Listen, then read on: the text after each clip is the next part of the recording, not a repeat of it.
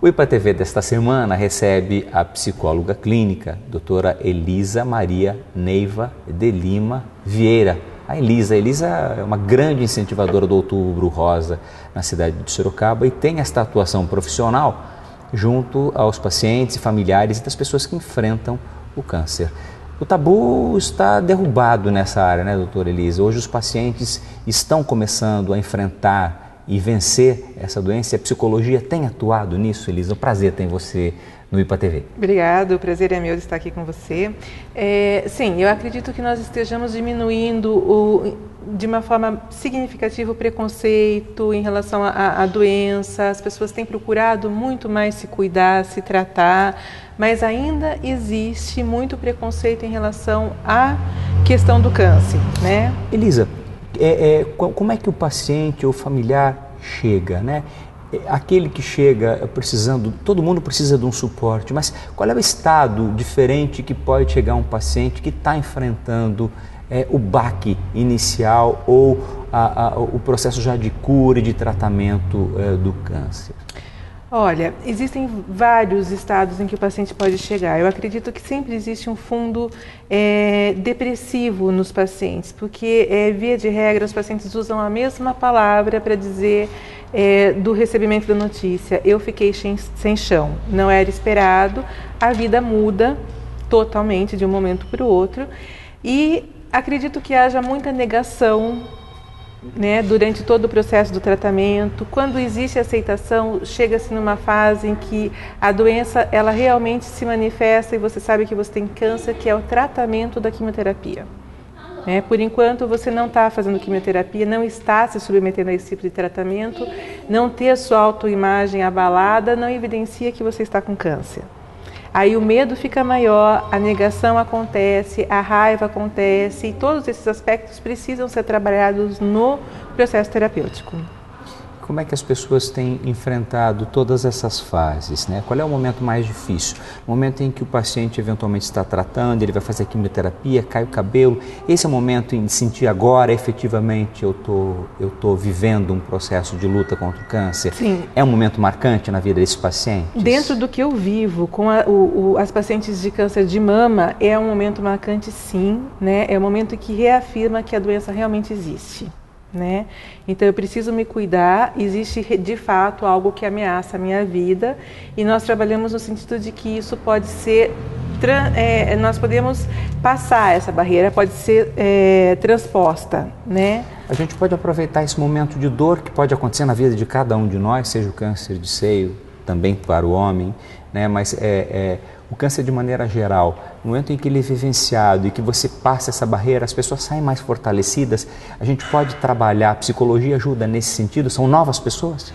Eu acredito que sim, porque daí nós podemos falar da resiliência, né? São pessoas que ressignificam a vida, né? A vida tem uma outra... Acho que todo tipo de abalo que vem na nossa vida, quando nós não estamos esperando qualquer tipo de perda, e o câncer de mama em si, ele evidencia uma perda, porque a perda da autoestima é grande, a queda do cabelo, a mutilação das mamas, né? Então, assim, existe todo um ressignificado da vida, e isso é muito importante para que as pessoas se fortaleçam.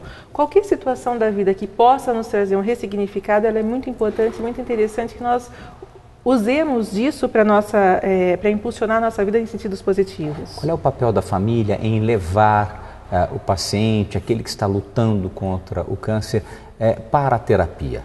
Como é que a família deve agir nesse momento de apoio, quando há dúvida, de repente, em se procurar um apoio psicológico tão importante nesse momento? O psicólogo tem que estar atento, né, às reações familiares. O câncer, como eu digo sempre, é uma doença que acomete toda a família, né?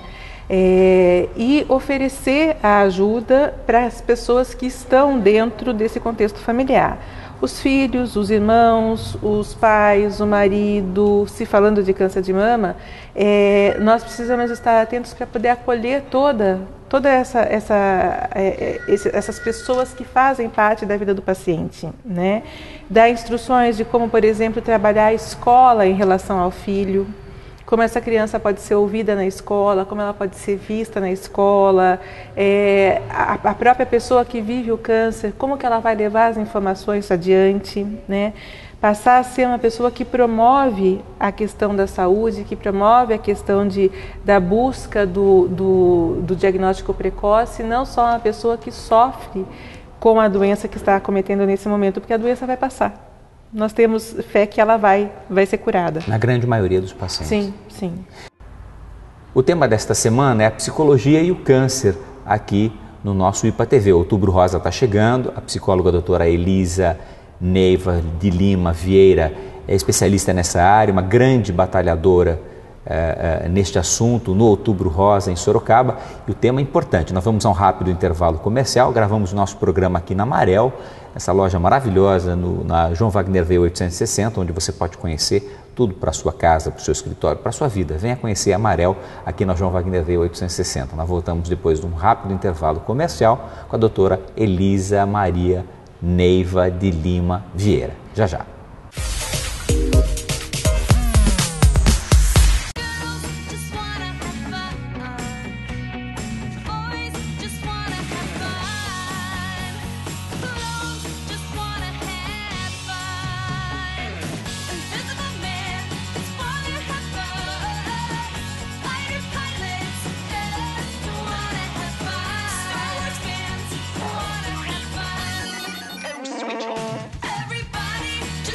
Chegou o Up, tudo nele é Up.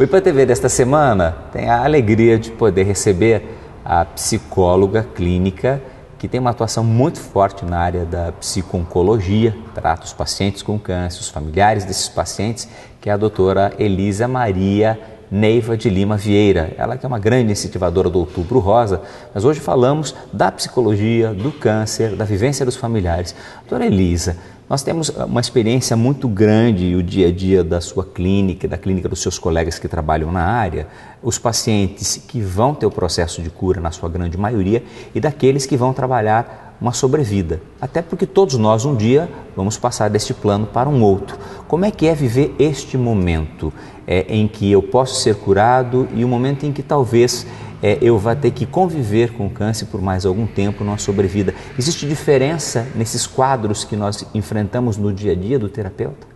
Não, com certeza. Os pacientes eles precisam sempre estar em constante avaliação médica, né, de todos os exames que são necessários para controle, né? E isso gera muita ansiedade, muita angústia. Então a gente tem um ponto que é o ponto de chegar aos 5 anos, eu fiz 5 anos de tratamento, ok, agora eu vou receber alta, né? Isso também gera muito mais ansiedade, porque agora eu vou começar a viver por mim mesma, a minha vida vai voltar, é uma outra vida, mas agora eu acabei tudo, né? Eu não tenho mais o meu tratamento, eu não tenho mais os meus médicos com tanta frequência, mas eu ainda tenho que repetir uma vez por ano um exame.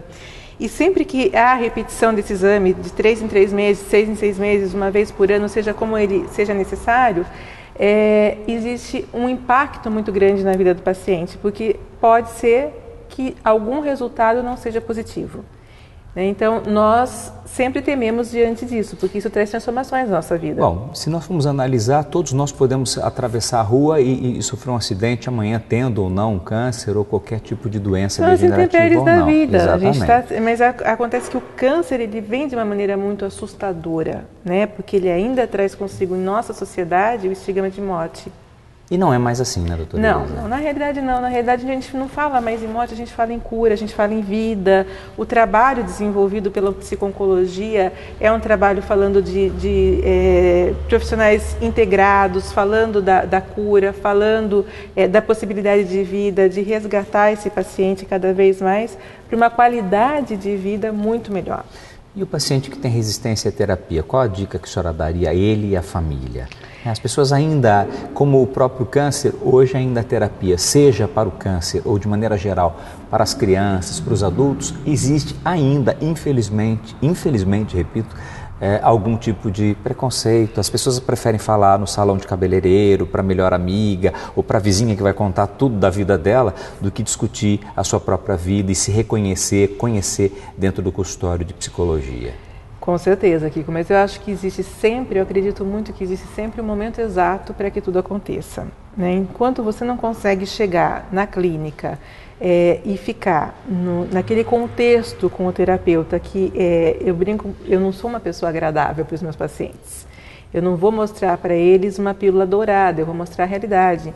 Então, sempre tenho tempo para a criança, para o adolescente, para o adulto, para a pessoa acometida pelo câncer. Esse tempo, ele é interno. A gente tem que saber reconhecer quando isso chega. E eu me proponho a fazer, junto com os meus pacientes, uma arrumação interna. O que você perguntaria para o teu paciente que chega, de repente, com a notícia do diagnóstico do câncer, a hora que ele sentar na tua frente, sentar no teu divã? Qual é a prática? O que acontece? Às vezes as pessoas têm um mito de como isso vai acontecer. Quando eu entro no consultório de psicologia, o que acontece? O meu terapeuta vai me fazer uma pergunta, vai me deixar à vontade? Como é que é esse universo que tanto medo e que não deveria ter causa às pessoas? Pois é, talvez o medo seja muito relacionado à nossa cultura, à cultura brasileira, né? No meu consultório, eu procuro deixar o paciente mais à vontade. Da maneira que ele possa ficar mais à vontade, e eu sempre pergunto no que eu posso ajudar, porque eu preciso saber efetivamente se eu posso ajudá-lo. Se ele quer ser ajudado. Se ele quer ser ajudado, se eu posso ajudá-lo, e se não estiver ao meu alcance, quem poderá ajudá-lo? Como é que a gente, depois de muito tempo que as pessoas se desenvolvem a terapia, as pessoas têm, em relação ao terapeuta, mulher, homem, ao psicólogo, um sentimento de gratidão?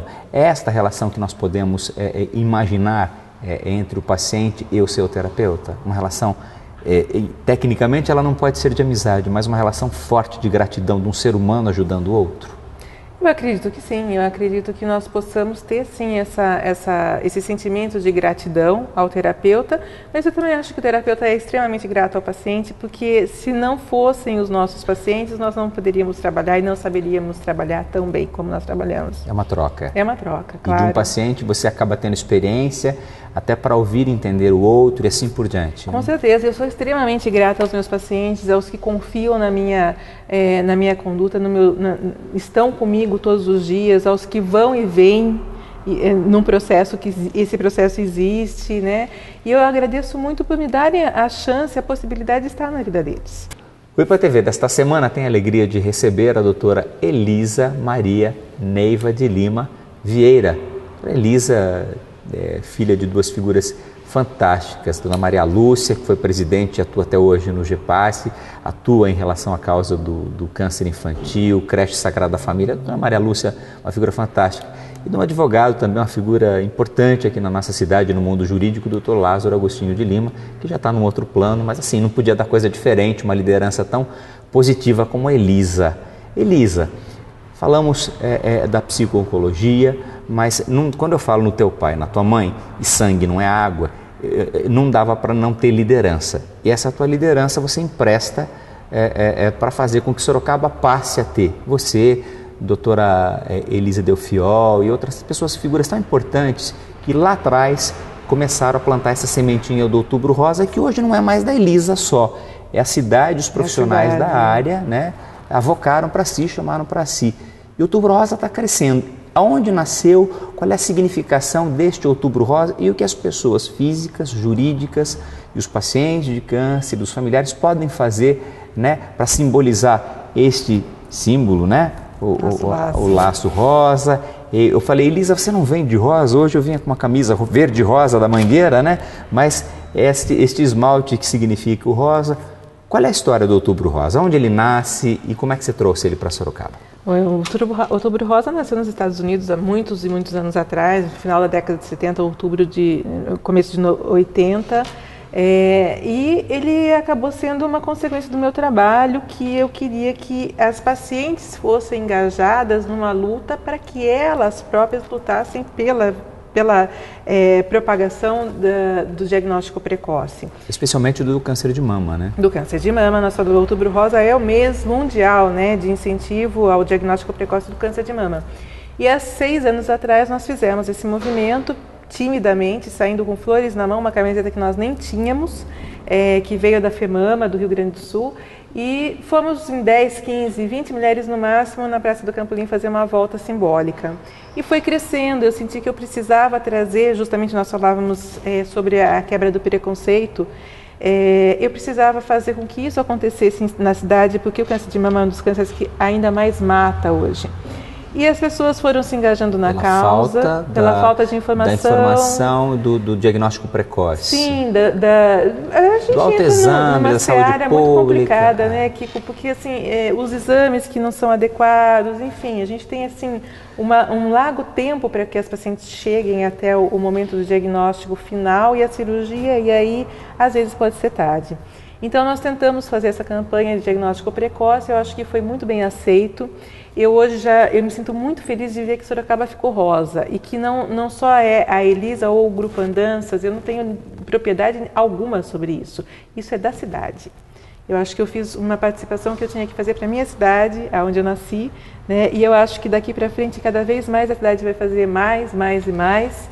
E eu vou, com muita felicidade, começar a olhar cada vez mais de longe. Cada vez mais de longe. E talvez até canalizar para outros lados da psico-oncologia, mas como você falou, as pessoas físicas, jurídicas podem colaborar com o Tudo A própria TVR tem uma ação comercial de TV. Exatamente. Então as pessoas começaram a ter iniciativa, né? Contanto que as pessoas saibam exatamente o que elas estão promovendo. Nós vamos fazer uma capa rosa do Ipanema também, isso. Como todos os anos os profissionais nos concedem entrevistas, e a gente também faz uma semana temática nesse sentido. Né? Exatamente. Tendo aí a participação do Grupo Andanças no clipe do Lucas Luco, que foi, a gente tem hoje mais de 40 milhões de views no Aliás, clipe aquela dele. música dele, Mozão, ela fala, o tema é o câncer de mama, né? A música fala sobre o amor. O amor, mas né? ele não vou desistir de você, porque a esposa teria tido câncer de mama e ela tem a cura e ela vai no consultório médico. O clipe da música tem a ver com essa temática. E tem a ver com um pouco, a gente tem um pouquinho de participação aí, né? Porque o nosso desfile, que é o desfile rosa, que começou pelo Grupo Andanças, foi reproduzido no clipe. No clipe, né? É verdade. E não é só que ele fala do amor pelo casamento, ele se casa com alguém que tem diagnóstico de câncer, então isso é mais legal. E a realidade né? dele? Não é a realidade dele. Não é a realidade, é da música. Ele queria falar sobre isso. Né? Legal. Então nós participamos de toda a montagem do clipe, foi muito bacana, as pacientes estão atuando, elas na parte do desfile, elas aparecem no clipe e no final elas dão o depoimento delas, que é muito bacana, foi muito bacana isso. Eu queria ter mais 3 programas para a gente falar sobre o câncer, sobre a psicologia nessa área tão importante que é de apoio aos pacientes e aos familiares e à sociedade, né? Esse papel importante do psicólogo, do terapeuta. Aliás, eu admiro muito, e se eu pudesse dar um presente às pessoas que eu amo, a todas eu daria uma terapia, não só voltada ao câncer, mas à vida, ao autoconhecimento. Doutora Elisa, além do autoconhecimento, a psicologia, aí no ping-pong lhe pergunto, a psicologia é? Na minha vida, tudo. O paciente para o terapeuta é? A maior fonte de respeito. Todo paciente pode ser feliz a partir do diagnóstico do câncer? A partir da superação do momento do diagnóstico e de acreditar que ele pode vencer, ele pode ser feliz. Uma coisa que lhe emociona? Meus filhos e meu marido. Uma coisa que lhe alegra? Ter sempre para onde recorrer, a minha família. Uma tristeza? Já foi muito intensa, hoje já é superada, a morte do meu pai. Se você pudesse dar um conselho a qualquer pessoa que nos assiste, que conselho você daria, Elisa? Seize the day. Vivo hoje. Vivo hoje. Elisa, olha, eu sempre pergunto para todo mundo, você já participou do IPA-TV e hoje você veio com Nossa Senhora, São Francisco, São Jorge, a árvore da vida. Não tanto assim, calma, não Quem tanto. mais? O que você trouxe tanto aí? Um presente de uma amiga muito querida, tem o Espírito Santo, São Bento, Nossa Senhora, tem tudo prosperidade, sim. Bom, mas tem tudo, mas você vai encontrar com Deus. E aí, como é que vai ser esse encontro Você vai fazer uma sessão de terapia com ele ou ele com você? Como é que vai ser esse encontro, Elisa? Ele vai falar, minha filha, parabéns pelo Outubro Rosa, que missão bonita sua de terapia, de cuidar das pessoas, de melhorar a vida, da qualidade de vida das pessoas, fazer com que as pessoas, noscite ipsum, né? Como diz Sócrates, conhece a ti mesmo, né? O grande papel do terapeuta é esse. O que você diria para Deus? Você já está até emocionada. Como é que vai ser esse encontro com Deus? Conta. Meu encontro com Deus, eu acho que eu falaria, mas já tenho que subir. Deixa eu voltar. Já cheguei, né? Eu acho que eu aceitaria, sim, esse encontro com muita tranquilidade e... Mas já falaria já, né? É cedo ainda, né? É cedo, eu já estou aqui, mas eu posso continuar aqui de alguma maneira, trabalhando, fazendo tudo que fiz lá, né? Eu diria tudo a agradecer, nada mais a pedir. Tá bom. Elisa, a tua avó era uma gracinha, eu conheci muito, né? Nós estudamos muitos anos juntos e eu vou quebrar um pouco o protocolo do final do programa. Ela lia muito poesia. Alguma coisa que você lembra, alguma poesia, alguma frase, algum trecho muito legal que você poderia deixar como mensagem final para o telespectador da TV Votorantim, também da TVR Canal 23 da NET? O que você falaria para esse... O que você lembrando da tua avó? Morreu com quantos anos a tua avó, Elisa? Minha avó morreu com 90 e poucos anos. E lia muito poesia, tudo. O que você lembra dessa poesia para lembrar para a gente? Um trecho de alguma coisa? Ó, que saudades que eu tenho da aurora da minha vida, da minha infância querida, que os anos não trazem mais. Que amor, que sonho, que flores, daquelas tardes... Fagueiras. A sombra... Elisa. Das laranjeiras. Debaixo dos cafezais. Exato. Que bom, Elisa. Bom recebê-la. Bom a gente terminar o programa sempre com poesia. A vida é uma poesia que pode ser vivida e escrita todos os dias por cada um de nós. Reinventada, né? Reinventada. Sucesso, gente. Essa é a doutora Elisa Maria Neiva de Lima Vieira, que é psicóloga, tem uma atuação muito forte na psico-oncologia e ajuda, dá de si essa profissão fantástica que é a psicologia, que é o psicólogo, que é o terapeuta, né, na vida das pessoas. Terminamos aqui o IPA TV, voltamos a semana que vem com mais um programa esperando você. Fiquem com Deus e até lá.